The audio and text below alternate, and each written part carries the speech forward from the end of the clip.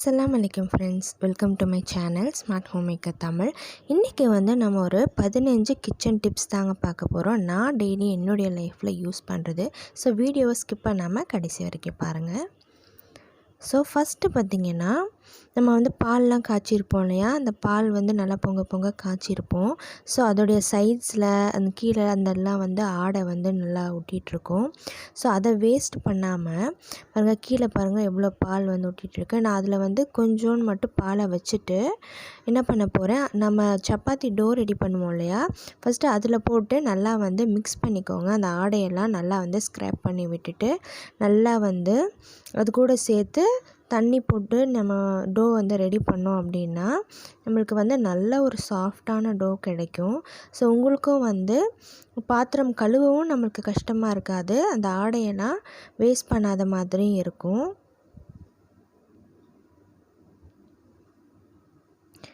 இப்போ பாருங்கள், நான் சைட்ஸ் எல்லாம் நல்லா ஸ்க்ரப் பண்ணி எடுத்துட்டேன். இப்போ எக்ஸ்ட்ரா நான் தண்ணி ஊற்றி உப்பு போட்டு நல்லா ஒரு சாஃப்டான டோவாக ரெடி பண்ணிட்டேன். இது நம்ம சப்பாத்தி பூரிக்கு கூட இந்த டெக்னிக் யூஸ் பண்ணலாம். உங்களுக்கு வேஸ்ட் ஆகாமல் இருக்கும். ஸோ இது நீங்கள் ட்ரை பண்ணி பாருங்கள். ஒரு யூஸ்ஃபுல்லான ஒரு டிப் இது. செகண்ட் ஒன் பார்த்திங்கன்னா, நம்ம நைஃப்ஸ்லாம் வச்சுருப்போம். அது ஷார்ப்னஸ் திடீர்னு நம்மளுக்கு போயிடும். ஸோ அதுக்கு நம்ம ஷார்ப்னர் அது இல்லை அப்படின்னா இந்த மாதிரி மக் இருக்கு இல்லையா, செராமிக் மக் இல்லை செராமிக் பிளேட்டு கீழே இது மாதிரி ஒரு ரிங் மாதிரி இருக்கும், கொஞ்சம் தூக்கலாக இருக்கும். அந்த இடத்த வச்சுட்டு நம்ம இந்த மாதிரி நல்லா ஷார்ப் பண்ணுற மாதிரி ரெண்டு பக்கமும் இந்த மாதிரி நல்லா ஃபாஸ்ட்டாக கொஞ்சம் பண்ணி எடுத்தோம் அப்படின்னா நம்மளுடைய நைஃப் நல்லா நம்மளுக்கு ஒரு ஷார்ப்னஸ் கொடுக்கும். நம்ம எப்படி கத்தி ஷார்ப் பண்ணுறோம் இல்லையா, அதில் வச்சு ஷார்ப் பண்ணுற மாதிரி நல்ல ஒரு ஷார்ப்னஸ் கொடுக்கும் உங்களுக்கு.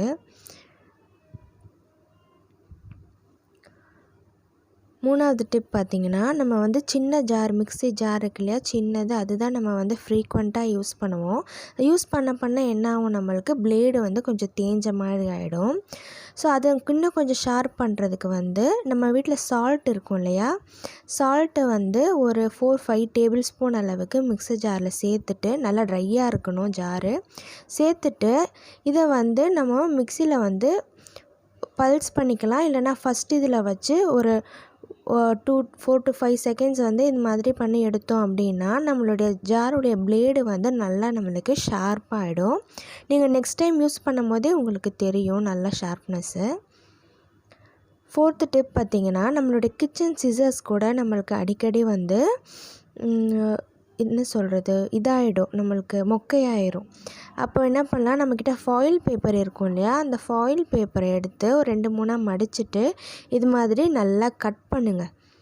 நம்ம பேப்பர்லாம் கட் பண்ணுவோம் இல்லையா, அது மாதிரி ஃபாயில் பேப்பரை 2 மடிச்சுட்டு சிசர்ஸ் ஃபுல்லாக வர மாதிரி நல்லா ஃபுல்லாக கட் பண்ணி எடுத்தோம் அப்படின்னா நம்மளுடைய சிசர்ஸ் அந்த ஷார்ப்னஸ் நம்மளுக்கு கிடச்சிரும். இதை நீங்கள் ஃபாயில் பேப்பரை வேஸ்ட் கூட பண்ண வேணாம். நீங்கள் கடைசியாக நம்மளுக்கு ரோலில் கடைசியாக மிஞ்சும் பார்த்திங்களா, அதை ஒரு மாதிரி என்ன சொல்கிறது, அன்ஈவனாக இருக்கிற மாதிரி இருக்கும். ஸோ அந்த டைமில் அந்த ரோலை ஃபுல்லாக பிச்சுட்டு நம்ம வேஸ்ட்டாக தூக்கி தான் போடுவோம். அப்படி போடாமல் இந்த மாதிரி சிசர்ஸில் கட் பண்ணி நம்ம வச்சுக்கிட்டோன்னா நம்ம சிசர்ஸ் நல்ல ஒரு ஷார்ப்பாக இருக்கும் நம்மளுக்கு.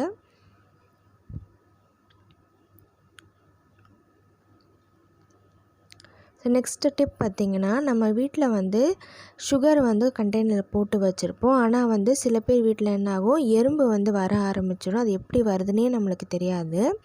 ஸோ அதுக்கு நான் ஒரு டிப் சொல்கிறேன். அந்த சுகர் கண்டெய்னரில் ஒரு 4-5 கிராம்பை அதில் போட்டு வச்சுக்கோங்க. உங்களுக்கு கிராம்பை அப்படியே சுகரில் போட நான் யூஸ் பண்ணும் போது எனக்கு இதாகும் அப்படின்னிங்கன்னா ஒரு குட்டி துணியில் சின்ன மூட்டை மாதிரி கட்டி அதில் போட்டு வச்சுருங்க. இது நான் யூஸ் பண்ணிகிட்ருக்கேன். நல்ல ஒரு யூஸ்ஃபுல்லான ஒரு டிப்பாக இருக்குது, எறும்பு வர்றதே இல்லை. ஸோ கண்டிப்பாக ட்ரை பண்ணி பாருங்கள். ஸோ நெக்ஸ்ட்டு பார்த்திங்கன்னா, நம்ம பருப்பெல்லாம் ஸ்டோர் பண்ணி வச்சுருப்போம். நம்ம பருப்பெல்லாம் பல்காக தான் வாங்கி ஸ்டோர் பண்ணுவோம். ஸோ சில நேரம் நம்ம காற்று உள்ளே போயிடுச்சு, சரியாக ஸ்டோர் பண்ண முடியல அப்படின்ற போது நம்மளுக்கு அது பதுத்த மாதிரி ஆகிடும், வண்டு வைக்க ஆரம்பிச்சிரும். ஸோ அதுக்கு என்ன பண்ணுங்கள், மறுபடியும் ரீஃபில் பண்ணும் போது ஒரு 4-5 கருவேப்பிலை, ஃப்ரெஷ்ஷான தண்ணி பதம் இல்லாத கருவேப்பிலை அதில் போட்டு வச்சுக்கோங்க. பிரிஞ்சி இலை கூட இதுக்கு பதிலாக போடலாம். ஸோ இப்படி போடும்போது என்ன ஆகும்னா பருப்பு வந்து நல்லா ஃப்ரெஷ்ஷாகவே இருக்கும். பூச்சி எதுவுமே வண்டு எதுவுமே உங்களுக்கு அதில் வராது. ஸோ நெக்ஸ்ட்டு பார்த்தோன்னா நம்ம வந்து சால்ட் அண்ட் பெப்பர் ஷேக்கர் வந்து வச்சுருப்போம். அதில் வந்து ஹோல்ஸ் ரொம்ப மைன்யூட்டாக தான் கொடுத்துருப்பாங்க. சில நேரம் நம்மளுக்கு என்ன ஆகும், இந்த ஃபேன்சி சால்ட் அண்ட் பெப்பர் ஷேக்கர்லலாம் வந்து அவ்வளோவா வராது. ஃபஸ்ட் ஸ்டார்டிங்கில் வர மாதிரி அடுத்தடுத்து வந்து நம்மளுக்கு வராது. அதுக்கு என்ன பண்ணலாம் அப்படின்னா, நம்ம சால்ட்டு வந்து போடுறோம் இல்லையா, நம்ம சால்ட்டு போடும் போதே ஒரு ஸ்பூன் அளவுக்கு வந்து நார்மல் ரைஸு, நம்ம குக் பண்ணக்கூடிய நார்மல் ரைஸை வந்து ஒரு ஸ்பூன் அளவுக்கு ரா ரைஸை அதில் சேர்த்துட்டு க்ளோஸ் பண்ணிவிட்டு நல்லா வந்து ஷேக் பண்ணி விட்டுருங்க.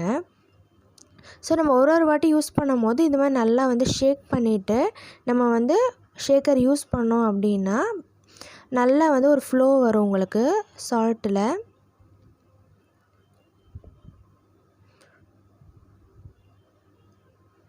நெக்ஸ்ட்டு வந்து நம்ம வீட்டில் வந்து நம்ம தலைக்கு தேய்க்கும் போதும் சரி, நம்ம கிச்சன்லேயும் சரி, எண்ணெய் வந்து சில சமயம் வந்து கீழே வந்து சிந்திரும். ஸோ அதை துடைக்கும் போது என்னாகும், துணி வச்சு துடைக்கும் போது நம்மளுக்கு அந்த அளவுக்கு க்ளீன் பண்ண மாதிரி இருக்காது. நம்ம க்ளீன் பண்ணக்கூடிய கிளாத்தும் ரொம்ப எண்ணெய் பிசுக்காயிடும். ஸோ அதுக்கு என்ன பண்ணலான்னா, கோதுமை மாவு இருக்கு இல்லையா, கோதுமை மாவு மைதா மாவு எது வேணால், அதை வந்து அது மேலே வந்து நல்லா தூவி விட்டுட்டு இது மாதிரி ரப் பண்ணி விட்டீங்க அப்படின்னா அந்த எண்ணெயெல்லாம் வந்து அந்த மாவு இழுத்துக்கும்.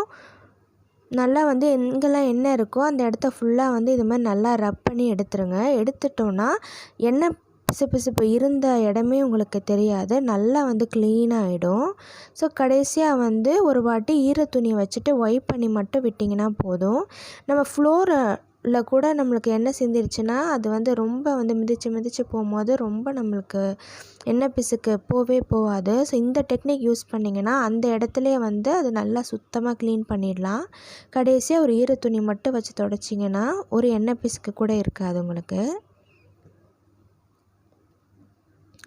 ஸோ நெக்ஸ்ட்டு டிப்பு பார்த்தோம் அப்படின்னா, நம்ம வந்து சீஸ்லாம் வந்து கிரேட் பண்ணுவோம் இல்லையா, ஸோ சீஸ் கிரேட் பண்ணிவிட்டு நம்ம எடுக்கும் போது பார்த்திங்கன்னா ஒரு மாதிரி பிசுன்னு எண்ணெய் ஒரு மாதிரி ஸ்டிக்கியாக இருக்க மாதிரி இருக்கும். அந்த சீஸ் வந்து நல்லா அதில் ஒட்டிகிட்ருக்கும். நம்மளுக்கு வாஷ் பண்ணும் போது வந்து ரொம்பவே கஷ்டமாக இருக்கும். ஸோ அதுக்கு என்ன பண்ணலான்னா, நீங்கள் வந்து கிரேட் பண்ணுறதுக்கு முன்னாடி அதில் வந்து கொஞ்சமாக ஆயில் அப்ளை பண்ணிக்கோங்க. ஃப்ரண்ட் சைடு பேக் சைடு 2 பக்கமுமே கொஞ்சமாக வந்து ஆயில் அப்ளை பண்ணிக்கோங்க. இந்த மாதிரி ஆயில் அப்ளை பண்ணிவிட்டு நம்ம வந்து கிரேட் பண்ணோம் அப்படின்னா நம்மளுக்கு வந்து அந்த சீஸ் கிரேட் பண்ணுறது வந்து அழகாக வந்து நம்மளுக்கு ட்ரான்ஸ்ஃபர் ஆகிடும். நமக்கு வந்து வாஷ் பண்ணுறதுக்கும் அந்த அளவுக்கு சிரமமாக இருக்காது. பாருங்கள், ஒரு வைப்லேயே வந்து வந்துடும். நம்மளுக்கு கிரேட் பண்ணதுக்கான அடையாளமே தெரியாது. இது வந்து நான் எப்போவுமே யூஸ் பண்ணுற ஒரு டிப்பு. ஸோ நெக்ஸ்ட்டு பார்த்திங்கன்னா, நம்ம வந்து கிளிங் ரேப் அதெல்லாம் வந்து யூஸ் பண்ணிவிட்டு நம்ம முடித்து வச்சுருவோம். ஆனால் நெக்ஸ்ட் டைம் நம்ம எடுக்கும் போது அது எங்கே இருக்குது நம்மளுக்கு அவசரத்தில் வந்து எடுக்க முடியாது.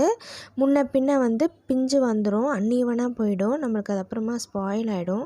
ஸோ அதுக்கு என்ன பண்ணலாம் அப்படின்னா, இந்த மாதிரி நீங்கள் வந்து ஓப்பன் பண்ணிவிட்டு கொஞ்சம் இதை வந்து ரிவர்ஸில் மடித்து நீங்கள் இந்த மாதிரி ரிவர்ஸில் கொஞ்சமாக மடித்து வச்சிட்டிங்க அப்படின்னா அந்த இடம் வந்து நல்லா உங்களுக்கு வந்து ஒரு திக்னஸ் கொடுத்துரும்.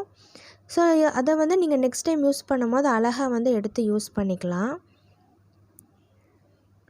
நெக்ஸ்ட்டு வந்து இந்த மாதிரி மில்க் மேட் கண்டெய்னர்ஸ்லாம் வந்து கேப்போடு வராது. ஸோ அதுக்கு என்ன பண்ணலாம் அப்படின்னா, கிளிங் ரேப் வந்து இது மாதிரி நீங்கள் ரேப் பண்ணி வச்சுக்கலாம். ஃபாயில் பேப்பர் நீங்கள் போட்டு ரேப் பண்ணி வச்சுக்கலாம். ஸோ அது வந்து அதோடைய ஃப்ரெஷ்னஸ் போகாமல் இருக்கும்.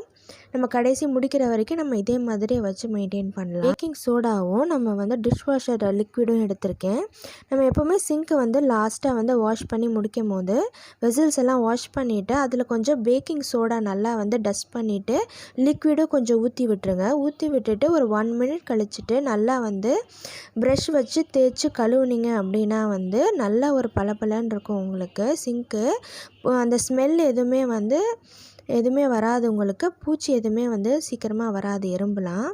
ஸோ நெக்ஸ்ட்டு டிப்பு பார்த்திங்கன்னா, சிங்கில் வந்து நம்ம அந்த உள்ள ஹோல் இருக்கு இல்லையா, அந்த சக்கை போகிற இடம் அங்கே வந்து இந்த மாதிரி ஃபில்டர் வந்து வாங்கி நீங்கள் போட்டுட்டீங்க அப்படின்னா நம்மளுக்கு வந்து குட்டி குட்டி பார்ட்டிகல்ஸ் கூட உள்ளே போய் மாட்டிக்காது. ஸோ நமக்கு வந்து நிறையா அந்த ரைஸ் அதெல்லாம் உள்ளே போகிறனால தான் அந்த ஸ்மெல்லில் வந்து பூச்சி கரப்பான்பூச்சி எல்லாமே வருது. ஸோ இது மாதிரி நீங்கள் ஒரு சிங்க் ஃபில்டர் வாங்கி போட்டுட்டீங்க அப்படின்னா நம்மளுக்கு வந்து ரொம்ப யூஸ்ஃபுல்லாக இருக்கும். நெக்ஸ்ட்டு டிப்பு பார்த்திங்கன்னா, இந்த வந்து எக்ஸ்டென்ஷன் மாதிரி நம்ம இதை வந்து பைப்பில் வந்து ஃபிக்ஸ் பண்ணிட்டோம் அப்படின்னா நம்மளுக்கு 2 விதமாக வந்து தண்ணி வந்து அது ஃப்ளோ கொடுக்கும். இது பாருங்கள், ஷவர் மாதிரி இருக்குது. நீங்கள் பாத்திரம்லாம் கழுவும் போது இந்த ஷவரில் வச்சு வாஷ் பண்ணோம் அப்படின்னா தண்ணி நம்மளுக்கு ரொம்ப செலவாகாது. அதே மாதிரி சீக்கிரமாகவும் வாஷ் பண்ண மாதிரி இருக்கும் நம்மளுக்கு படர்ந்து கொடுக்குறனால. இந்த மாதிரி வேணும்னாலும் நம்ம அந்த நாபை வந்து திருவி விட்டுக்கலாம். ஸோ இது வந்து எனக்கு ரொம்ப யூஸ்ஃபுல்லாக இருக்குது. நெக்ஸ்ட்டு பார்த்திங்கன்னா, ஒரு யூஸ்ஃபுல்லான டிப்பு தான் ரொம்ப. குக்கர் வந்து சில பேர் வீட்டில் வந்து நம்மளுக்கு விசில் வந்து எத்தனை அப்படின்றது நமக்கு சரியாக தெரியாது. ஸோ அதுக்கு என்ன பண்ணோம் அப்படின்னா, விசில் போடாமல் நம்ம லாக் பண்ணிவிட்டு அந்த ஏர் வரும் இல்லையா, ஏர் வரும்போது நம்ம வந்து வெயிட்டு போட்டுட்டு ரைஸுக்கு வந்து ஒரு 5 மினிட்ஸ் நீங்கள் எவ்வளோ கேஜி ரைஸ் பண்ணிங்கனாலும் விசில் வெயிட் போட்டுட்டு 5 மினிட்ஸ் வச்சு எடுத்தோன்னா ரைஸ் வந்து சூப்பராக குக் ஆகிடும். நாங்கள் எப்போவுமே இந்த மெத்தட் தான் வந்து யூஸ் பண்ணுவோம் வீட்டில். அவ்வளோதான் ஃப்ரெண்ட்ஸ், இன்றைக்கி நான் சொன்ன டிப்ஸ் எல்லாமே உங்களுக்கு ரொம்பவே யூஸ்ஃபுல்லாக இருக்கும், பிடிச்சிருக்கும் நம்புகிறேன். ஸோ இதே மாதிரி நிறையா வீடியோஸ் பார்க்கணும் அப்படின்னா நம்ம சேனலை சப்ஸ்கிரைப் பண்ணி வச்சுக்கோங்க. கூட இருக்க பெல் பட்டனையும் கிளிக் பண்ணி வச்சுக்கோங்க. அப்போ தான் நான் போடுற வீடியோஸ் எல்லாம் நீங்கள் தவறாமல் பார்க்கலாம். இன்னொரு வீடியோவில் மீட் பண்ணலாம். தேங்க்யூ ஃபார் வாட்சிங்.